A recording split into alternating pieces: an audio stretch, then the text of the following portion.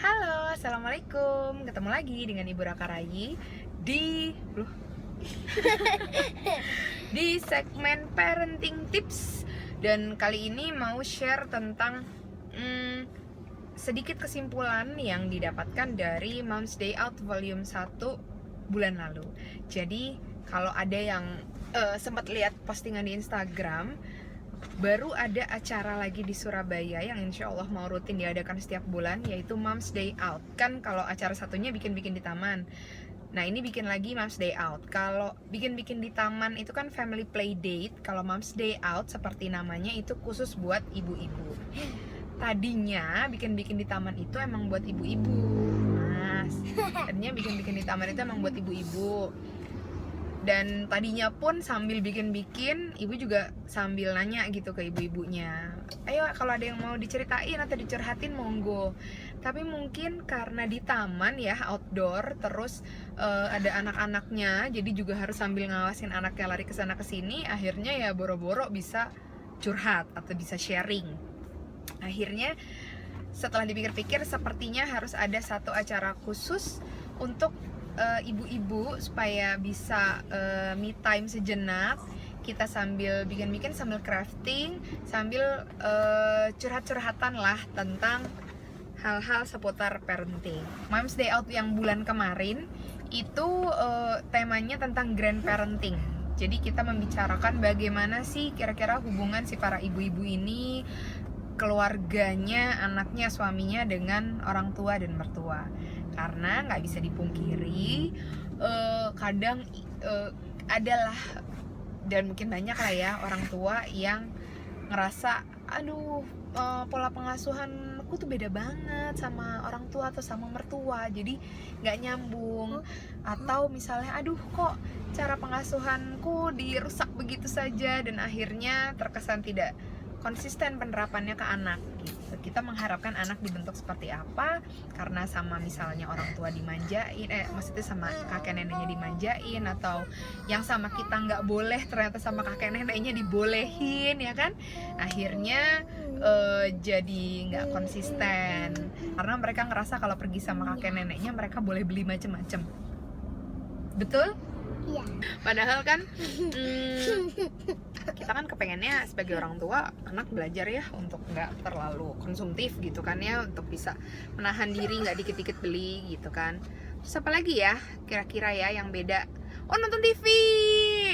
Kalau lagi di rumahnya Eyang, lagi di rumahnya Inye, ya kan, ibu bilang nonton TV screen time-nya hanya siang atau hanya malam. Menonton TV terus dipasangin, kacau. Cuman akhirnya ibu dan ayahnya Raka Rayi banyak berdiskusi gimana ya caranya ya, karena kita gimana pun kepengen punya hubungan yang kondusif dengan orang tua.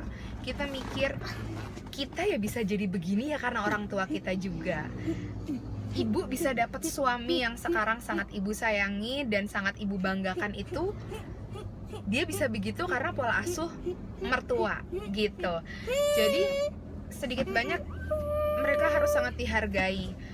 Segala pendapatnya harus dihargai dan diterima sebagai masukan karena pasti bermanfaat.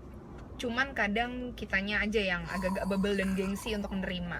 Kalau kita nanti mau jadi kakek nenek, kita jadi mertua, kita nggak mau digituin sama anak cucu, kita nggak mau dijauhin juga sama anak cucu.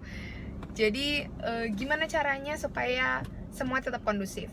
Akhirnya tips nomor 1, ayah dan ibu harus sepakat dulu, harus sejalan sepemikiran, dan komunikasinya harus baik juga.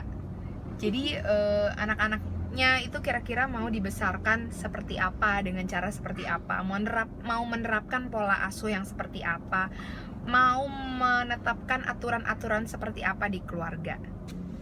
Kalau suami dan istri sudah sepakat, semuanya gampang. Jadi si suami akan punya istri untuk menjembatani komunikasi dengan orang tuanya istri, dan istri akan punya suami untuk menjembatani komunikasinya dengan orang tua si suami. termasuk untuk hal-hal seperti penerapan aturan ke anak. Kalau misalnya dulu ibu ada yang kurang serak, otomatis bukan ibu yang langsung menegur atau ngomong sama mertua, karena jatuhnya akan jadi tidak sopan. Dan kan suami yang paling tahu bagaimana baiknya masuknya ngomongnya sama orang tuanya sendiri.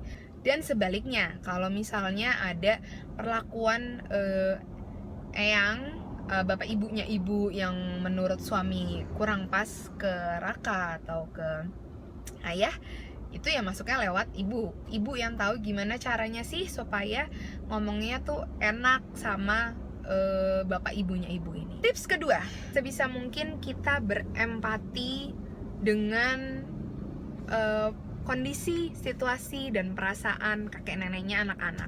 Ibunya ibu itu sekarang di rumah di Jakarta sendirian, bapak masih kerja ke kantor, adik juga ke kantor. Jadi kalau di rumah sendirian ngapain gitu. Kalau dibayangin ya sedih juga. Papa mertua juga seperti itu. Sekarang sudah pensiun dan sebagian besar waktunya dihabiskan di rumah dan sendirian. Jadi kalau kita sudah bisa berempati, mencoba menyelami bagaimana kira-kira kondisi, situasi, dan perasaan kakek neneknya anak-anak, insya Allah kita bisa memaklumi lah gitu. Jadi sekarang sih ibu juga rajin-rajin tuh ngirim kabar, ngirim foto, video Raka Rai kalau di rumah lagi ngapain atau lagi main apa, atau telepon gitu, supaya hubungan antara cucu-cucu dan kakek neneknya tetap terjalin dengan baik. Tips nomor 3, kalau memang ada sesuatu yang kurang cocok, jangan langsung ditunjukkan, jangan langsung diomongin, tapi berusaha tarik nafas, diredam dulu, disimpan dulu. Kalau ada gitu ya mas, tarik nafasnya. Kalau ada yang mau kita curhatin, ada unek-unek yang mau kita keluarkan, sampaikanlah kepada pasangan. Jangan sekali-kali langsung meledak mengeluarkan apa yang kita nggak suka ke orang tua, karena jatuhnya ujung-ujungnya pasti akan jadi selek. Tips keempat, perkuat bonding sama anak-anak. Kalau misalnya bonding, ikatan kita sama anak-anak baik, komunikasi kita sama mereka baik, mereka insya Allah akan bisa paham kenapa kita menerapkan aturan-aturan itu ke mereka. Raka itu sudah tahu gitu kenapa ayah ibunya melarang ini itu tuh, semua tuh ada alasannya dan dia bisa ngerti. Jadi ada waktu-waktunya dia bisa menolak ketika kakek neneknya mau membelikan sesuatu dengan alasan yang sudah disampaikan oleh ayah ibunya juga. Demikian tips dari kami tentang bagaimana menjaga hubungan yang baik dengan kakek neneknya anak-anak. Sampai ketemu lagi di parenting tips berikutnya. Assalamualaikum warahmatullahi wabarakatuh.